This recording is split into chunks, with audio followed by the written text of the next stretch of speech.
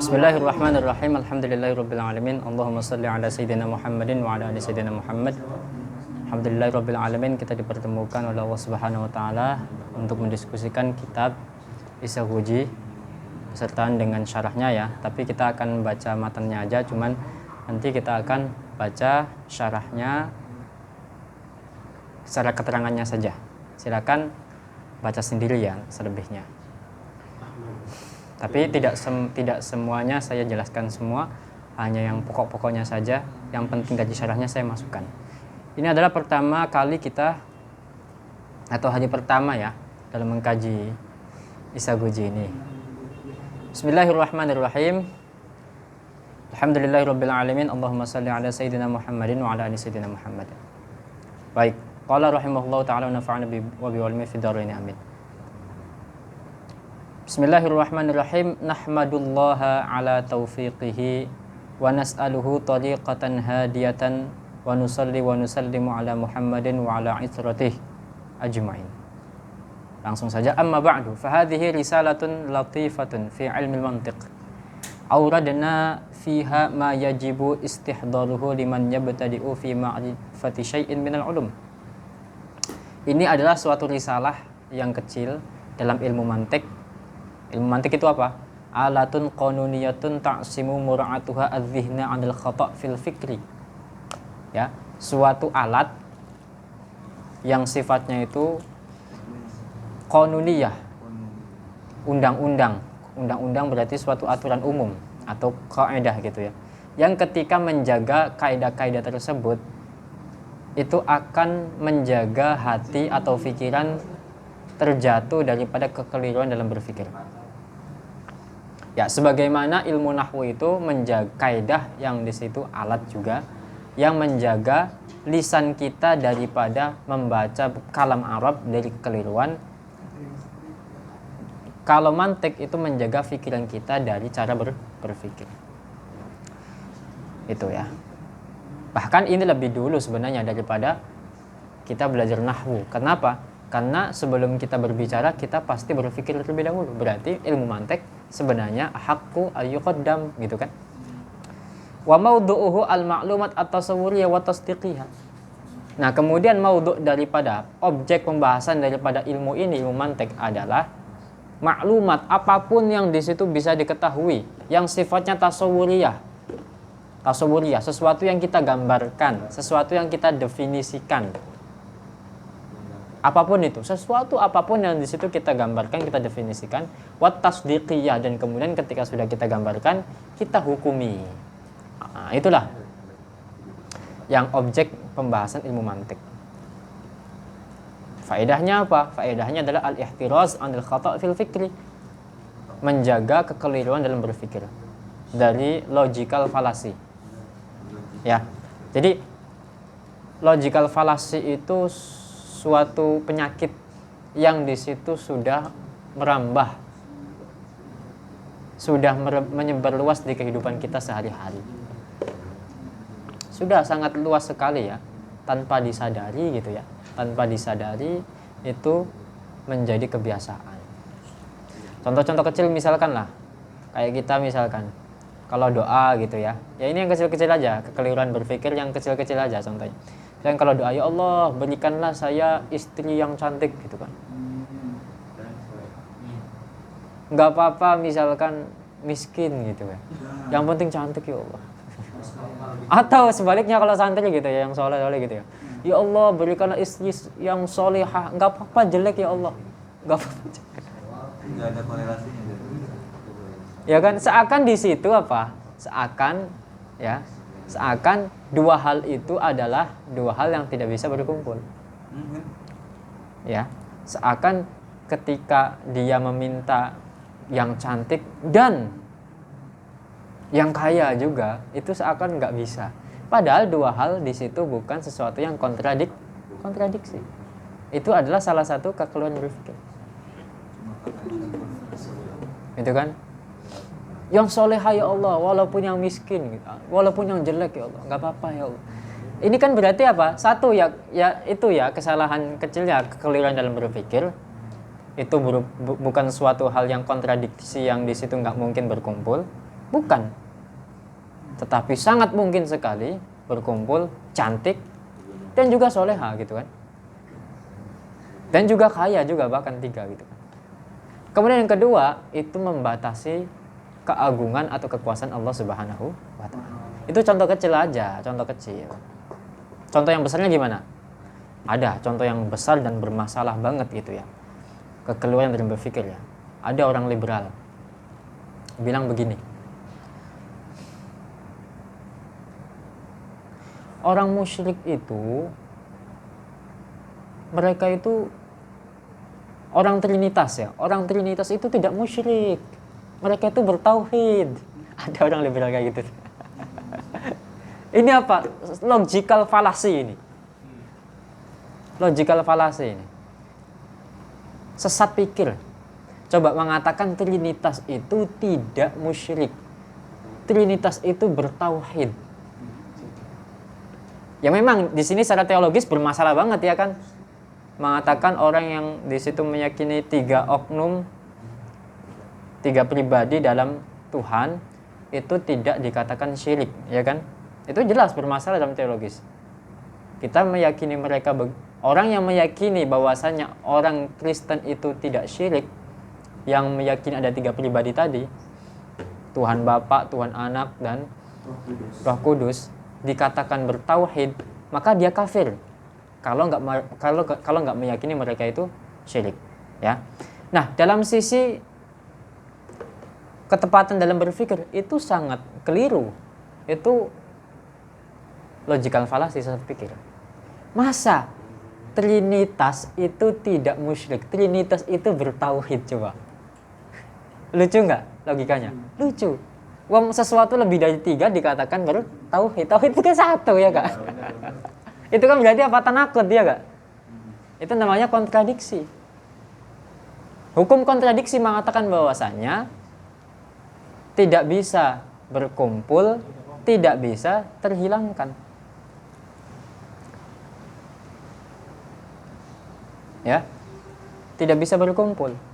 Coba misal mengatakan orang itu 3 tapi juga 1, bisa nggak? Ya nggak bisa. Ya kan? Orang 3 tapi 1 tapi 3. Bisa berkumpul nggak? Nggak bisa. Kalau 3 ya 3, kalau 1 ya 1. Itu namanya tanakut. Nah itu contoh kekeliruan dari berpikir atau sesat pikir atau logical fallacy. Auradna fiha ma yajibu istihdaruhu liman yabtadi'u fi ma'rifati syai'in minal ulum. Yang saya kemukakan yang di situ terdapat hal-hal yang mesti dihadirkan dalam pikiran bagi orang yang mulai belajar dalam memahami ilmu. Memahami ilmu apapun butuh ilmu mantik. Makanya dari sisi sinilah ilmu mantik itu unggul dari segala ilmu yang lainnya. Dalam sisi ini, yaitu dalam sisi apa? Segala ilmu apapun pasti membutuhkan logika yang benar. Maka dalam sisi ini ilmu mantik nomor 1. Sehingga tidak menafikan bahwasanya ilmu nomor 1 yang sesungguhnya adalah ilmu tauhid. Karena hanya dalam sisi ini aja, paham? Dalam sisi yang lainnya ilmu mantik kalah dengan ilmu tauhid gitu kan. Dalam sisi apa? Ya kewajiban pertama bagi mukallaf itu apa? Ma'rifatullah dan seterusnya. Dan seterusnya. Penting sekali ilmu ini ya, penting sekali ya.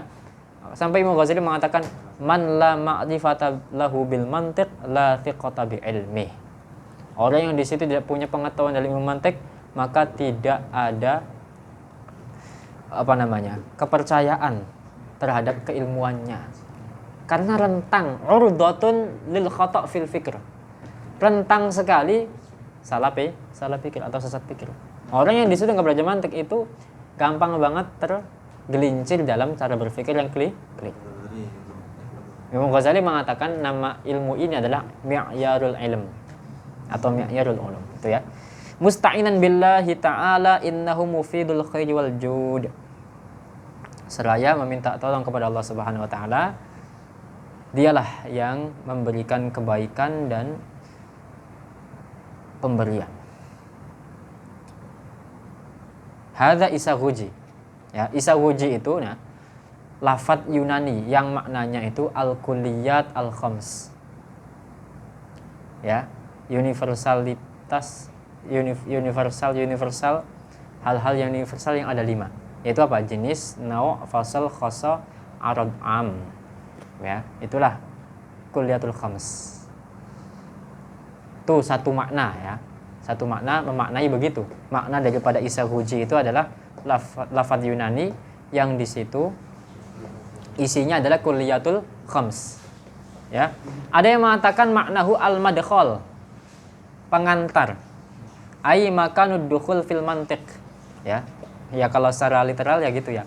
Tempat masuknya pada ilmu mantek. Ya jadi isaguji ini sebagai gerbang ketika kita ingin belajar ilmu mantek. Yaitu gerbang bagi seorang yang memulai. Gitu ya.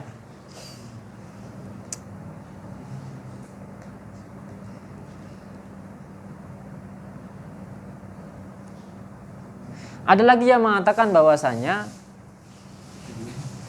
isaguji itu nama seorang yang ngaji kepada guru pas waktu itu. Guru penemu ilmu mantik tersebut. Ya. Pada seorang pengajar ilmu mantik pas waktu itu, ya, pas waktu zaman dulu itu. Jadi si yang ngaji itu namanya isaguji. Kemudian si gurunya itu ya isaguji gitu ya. Memanggil gitu. Al-hal kada wa kada. Pembahasannya begini gitu. Nama seorang murid daripada guru mantik tersebut. Itu satu versi. Demikianlah makna-makna daripada isaguji. Ya memang bukan bahasa Arab isaguji itu. Isaguji bukan bahasa Arab, ya. Oke. Sudah berapa menit nih? 11 menit. Oke. Insyaallah 30 menit selesai ya. Kemudian kita melangkah pada pembahasan yang pertama. Yaitu membahas tentang ad-dilalat. Al-lafzu ad-dallu bil wad'i ala tamami ma wudi'alahu bil mutabaqah. Yang pertama adalah lafaz yang di situ menunjukkan makna secara wad'nya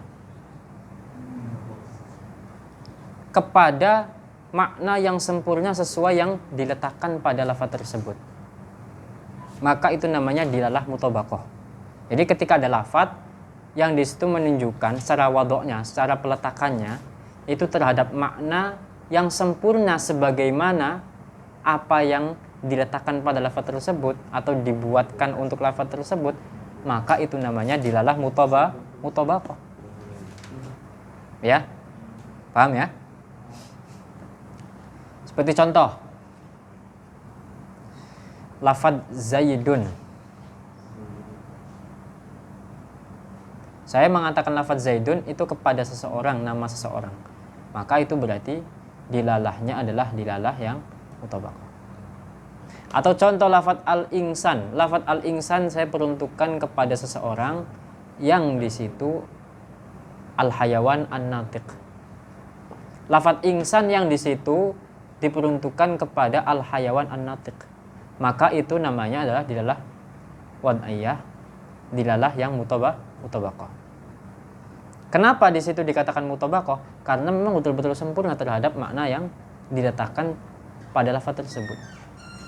Ya, al-insan itu kan memang lafaz yang digunakan untuk al-hayawan dan an-natiq. Ya, ketika kita mengatakan lafaz al-insan, kemudian di situ yang dimaksud adalah al-hayawan an-natiq, maka di situ sempurnalah dilalahnya atau indikator dari lafaz tersebut. Terus yang kedua itu macam yang pertama itu di dalam mutabaqah. Yang kedua wa ala juz'ihi bitadammun in kana lahu juz'un. Dan ketika pada sebagiannya itu maka dengan nama tadammun. Ketika memang lafaz tersebut mempunyai juz. Seperti tadi contoh lafaz al-insan. Al-insan itu secara wadok lughawinya, secara menurut bahasa itu digunakan untuk al-hayawan an-natiq. Kemudian kita hanya menghendaki salah satunya saja. Misalkan lafaz insan hanya diuntukkan pada al-hayawannya aja misalkan. Yang kita maksud hanya hayawannya aja, atau yang kita maksud adalah an-natiqnya aja misalkan, maka itu namanya tadammun. Karena apa? Karena itu lafadz yang di situ menunjukkan pada makna tersebut hanya sebagiannya saja yang terkandung. Hanya pada satu juznya saja yang terkandung pada makna sempurnanya itu.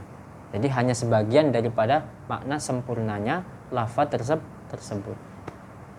Berbeda dengan yang tadi, yaitu apa? Mutabaqah. Yang mutabaqah itu al-insan, tapi yang dimaksud dua-duanya semuanya al-hayawan an-natiq, berarti ala tamamima maknahu, ala tamamima wudi'alahu. Itu ya. Kemudian tidak sempurna, tidak sebagiannya, tetapi apa? Terhadap sesuatu yang nggak ada kaitannya, tapi di situ lazim, yang nggak bisa terpisahkan. Lafadz insan ya kan. Nah, namanya apa? Namanya iltizam. Wa alama yulazimuhu fi dzihni, dalam hati, biltizam. Ketika suatu lafadz tadi contoh al-insan. Al-insan itu kan secara wadhu lugawinya, peletakan suatu secara bahasanya, linguistiknya, itu digunakan untuk al-insan, al-hayawan, an-natiq. Itu lafadz insan. Tapi yang ketika kita sebutkan lafadz insan, tapi yang kita kehendaki itu tidak keduanya, tetapi sesuatu yang lainnya. Itu apa?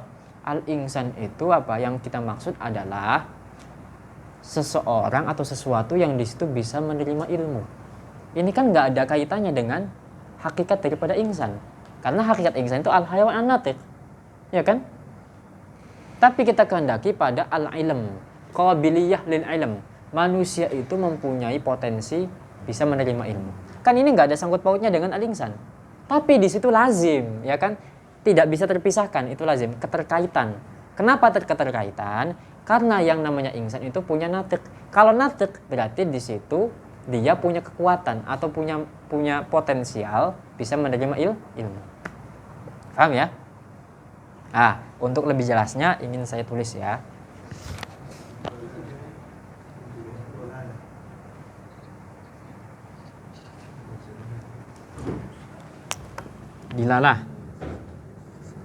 Dilalat,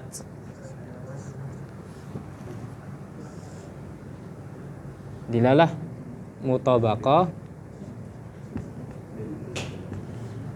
dilalah tadammun, dilalah iltizam.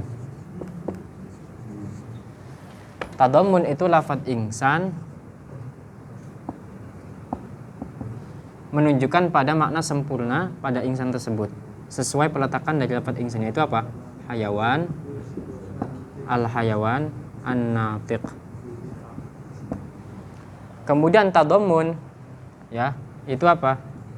Al-insan itu kendaki hanya hayawannya aja atau natiqnya aja. Berarti mencakup atau sebagian daripada makna sempurnanya insan saja. Kemudian iltizam, al-insan, tapi yang kita kehendaki adalah qabiliyah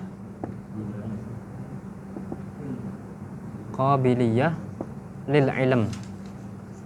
Ya.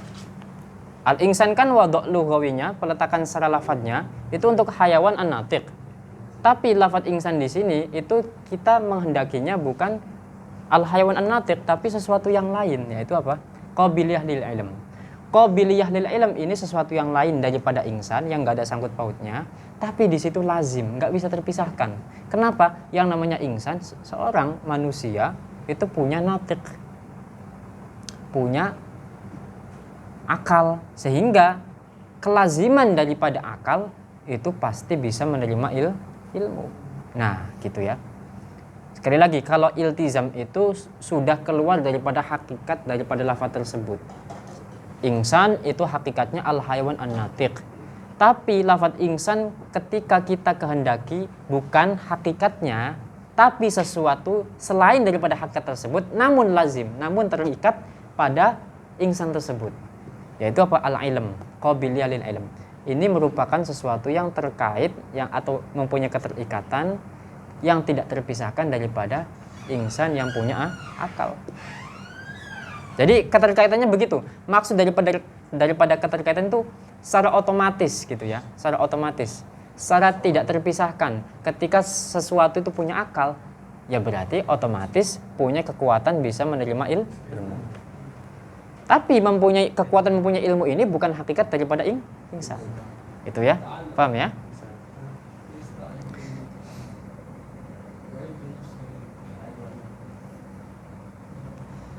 Oke. Wadilalatu ya. Tangqasimu ila fi'liyah. Pertama ya, sebenarnya dilalah itu terbagi lagi. Dari sisi yang perspektif yang berbeda. Dilalah itu terbagi menjadi fi'liyah pertama. Jadi suatu indikator itu ada kalanya fi'liyah, sifatnya pekerjaan kita. Contoh, kadilalatil khat wal isyarah.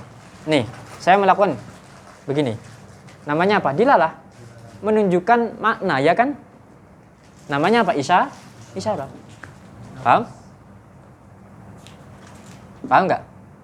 Itu namanya dilalah fi'liyah. Kemudian dilalah akliyah. Kadilalatil lafzi ala lafidhihi. Seperti dilalah suatu ucapan atau indikator suatu ucapan. Ada suatu ucapan nih. Berarti di situ ada yang mengucapkan. Paham nggak?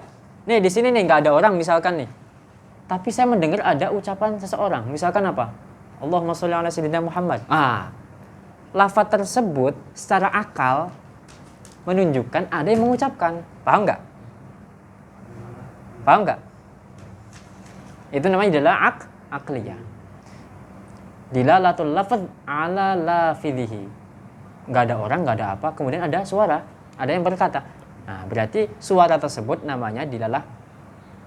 Ya, lafaz tersebut menunjukkan secara akal itu menunjukkan ada yang mengucapkan. Suatu ucapan ketika diucapkan maka menunjukkan ada yang mengucapkan. Namanya dilalah akli. Secara akal begitu. Nggak mungkin ada suara, ada ucapan di situ diucapkan, tapi di situ nggak ada yang mengucapkannya. Paham? Yang namanya suatu pekerjaan pasti ada fa'ilnya, itu lazim, nggak bisa terpisahkan, ya kan? Dalam ilmu nahwu, ya kan? Suatu pekerjaan terjadi, pasti di situ ada yang mengerjakannya. Makanya yang tidak bisa ditawar dalam ilmu nahwu itu apa? Kelaziman antara fi'il dan fa'il. Tapi kalau mubtada dan khobar bisa dibuang. Paham nggak? Paham nggak? Bisa aja khobarnya itu dibuang atau mubtadanya dikira-kirakan. Bisa. Tapi kalau fi'il dan fa'il nggak bisa selamanya. Abadal abidin, abadan sarmadan, ila yaumil qiyamah gitu ya. Kenapa? Yang namanya pekerjaan pasti ada yang mengerjakan. Contoh lain. Nih, dilalah adanya wujudnya hasub, komputer. Berarti apa? Ini menunjukkan dalilun ala wujudi soni'ihi. Paham? Paham ya? Dilalah akla seperti apa ya? Setiap ada sebab, setiap ada akibat, pasti ada sebab. Setiap ada pekerjaan, pasti di situ secara akal ada yang mengerjakan. Paham ya? Kemudian yang ketiga adalah dilalah tabi'iyah. Dilalah alamiah, indikator alamiah, sifatnya alami, secara tabiat. Seperti apa? Dilalatul anin alal wajah. Indikator meringis. Apa? Gitu ya. Lafaz kata-kata itu secara tabiat menunjukkan apa? Sakit. Itu ya, paham? Merintih. Oh ya, merintih. Paham ya? Itu tabiat, secara tabiat begitu. Ya. Atau contoh lagi. Muka memerah. Itu secara tabiat menunjukkan apa? Dilalatun alal ghadab. Merah, itu merah. Kalau kuning baru sakit. Bisa sakit kuning, bisa apa? Bisa malu ya. Malu pink. Iya, suka pink ya. Ya, itu yang kedua. Muntah. Itu dilalah ala apa? Ala zukam. Paham? Masuk angin. Nah, itu syarat tabiat tuh gitu. Oke? Yang keempat, dilalah yang keempat adalah wad'iyah. Yaitu apa? Sesuatu yang ketika diucapkan, maka darinya itu dipahami suatu makna yang dikehendaki. Paham? Ketika diucapkan, maka di situ mempunyai makna yang dikehendaki. Itu namanya adalah wad'iyah. Wad'iyah itu apa? Wad'iyah itu apa? Wad'a itu berarti ada ma wada'ahu qaumun lil makna al muayyan. Berarti ada suatu kaum yang di situ meletakkan atau mencetuskan lafaz tersebut atau kata-kata tersebut untuk terhadap makna tertentu. Itu namanya adalah wad'iyah. Paham ya? Contoh. Lafaz insan, kembali lagi. Lafaz insan dulu contoh pertama. Al-insan secara bahasa Arab ya. Orang Arab mengatakan insan itu untuk apa? Maka kita lihat kamus. Oh, orang Arab secara lugha Arabi mereka meletakkan atau mencetak lafaz insan itu digunakan untuk al-hayawan an-natiq. Maka itu namanya di dalam wad'iyah. Secara wad'a, secara peletakan ya bahasa Arab yang namanya insan itu untuk al-hayawan an-natiq. Paham? Paham tuh Mbak Azai? Ya. Kemudian contoh yang lainnya apapun lah itu. Ini gelas. Gelas ini adalah suatu lafaz dari bahasa Indonesia ya yang diletakkan oleh mereka untuk apa? Untuk benda yang di situ digunakan untuk minum. Ya, paham? Gitu ya. Apapun lah itu, apapun itu. Jadi apa? Bahasa apapun yang di situ mempunyai wadha', yang mempunyai peletakan. Sebenarnya gini.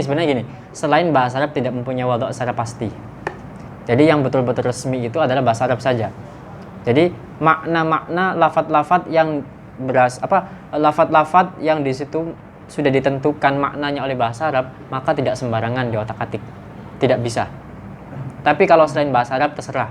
Kenapa? Karena bahasa Arab itu bahasa yang di situ berbeda dengan yang lainnya. Ini bahasa Al-Qur'an. Jadi nggak bisa dirubah sama sekali kalau bahasa Arab. Paham? Tapi kalau bahasa selain Arab itu bisa kita rubah, terserah. Terserah kesepakatan daripada kaum tersebut. Tapi kalau bahasa Arab enggak, memang sudah baku, mempunyai makna-makna yang sudah dari dahulu ditentukan oleh mereka. Maka kita harus merujuk kamus ketika ingin mengetahui makna sesuatu. Paham? Ya. Beda dengan bahasa kita. Coba bahasa kita, bahasa keren-kerenan lah, bahasa anak-anak muda milenial kan terus berkembang ya. Saya tuh kadang nggak paham gitu ketika ada orang teman-teman update status apa. Contoh misalkan yang baru-baru YGY itu apa gitu kan? Ya kan, ya guys ya kan ternyata maknanya.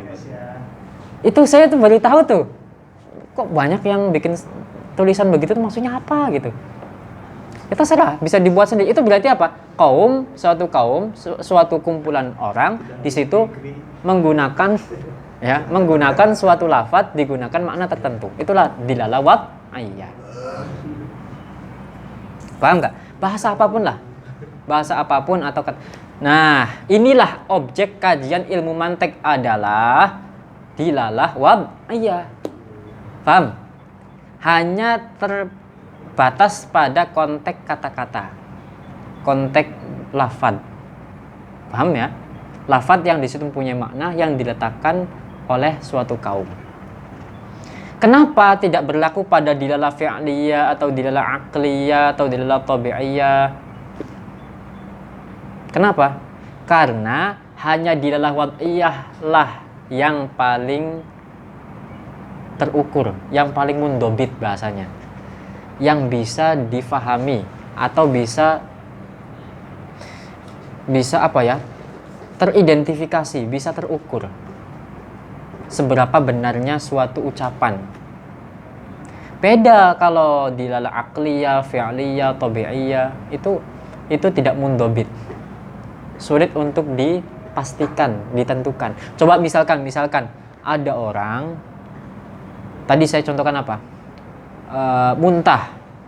Tadi apa? Dilalah alal apa? Alal zukam. Bisa jadi muntah karena sesuatu yang lain. Apa? Keracunan misalkan. Atau apa? Mabuk misalkan. Mabuk masuk angin. Jangan yang masuk angin, jangan masuk angin. Apa? Hah? Dimuntahkan sendiri, ya kan? Pakai tangan. Bisa. Nah, atau keselak juga. Nah, itu karena di situ tidak mundobit. Tidak bisa dipastikan secara khusus, secara pasti gitu ya. Atau batuk dilalah alal apa? Itu juga tidak mundobit. Bisa karena sakit, bisa karena grogi, bisa karena macam-macam. Apalagi tabi'iyah, secara tabiat itu sangat-sangat tidak kita bisa pahami secara persis. Tapi kalau secara bahasa, ketika suatu kata-kata disebutkan, maka di situ bisa dirujuk. Sudah ada ketentuan yang udah dibentuk di sana. Dan itu kajian mantik. Paham ya? Dilalah akliyah gimana? Dilalah akliyah itu akan masuk pada tauhid. Nanti ada talazum secara akli. Itu nanti kita bisa ngaji tauhid lah ya. Paham ya?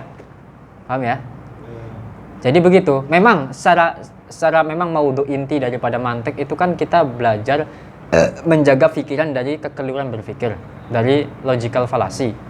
Nah, logical fallacy itu bisa diketahui ketika seseorang tersebut berkata. Paham? Bukan kok mengekspresikan dengan wajah, bukan. Paham nggak? Bukan sosiologi, paham nggak? Atau bukan pekerjaan gini atau gitu. Enggak. Jadi memang mantik itu mempelajari bagaimana cara berpikir yang benar, ya kan? Tapi kenapa di situ kok malah objek kajiannya hanya dilawat? Iya, karena orang bisa diketahui benar atau tidaknya suatu berpikirnya dia, suatu pikiran dia itu dengan cara ucapan. Paham? Kenapa? Karena ketika dia itu sudah merekam suatu maklumat atau tasawwuriyah tadi atau suatu tasdiqiyah dalam pikiran, maka mau nggak mau akan diucapkan. Kita bisa mengetahui dia itu punya pemahaman tasawur atau tasdik. Itu ketika dia mengucapkan. Paham ya? Nah, maka nanti kita bisa menghukumilah dia itu salah paham berdasarkan ucapannya, paham nggak? Itu dia tarabutnya. Ya, oke. Paham ya? Saya rasa itu cukup ya. Perlu tulis nggak? Silakan tulis sendiri. Dilalah itu ada fi'liyah. Dilalah dari sisi yang lain ya. Ada fi'liyah. Kemudian akliyah. Kemudian tabi'iyah. Kemudian wad'iyah. Dan inilah objek kita. Jadi dilalah yang kita bagi ini adalah masuk pada dilalah wad'iyah. Aiyah. Gitulah ya. Nah, ini baru mantep nih. Pas banget nih, ya. Ada yang tanyakan? Oke ya. Saya rasa cukup kajian pada pertemuan pertama ini. Semoga kita istiqomah. Wallahu a'lam bishawab. Assalamualaikum warahmatullahi wabarakatuh. Sirul Fatihah.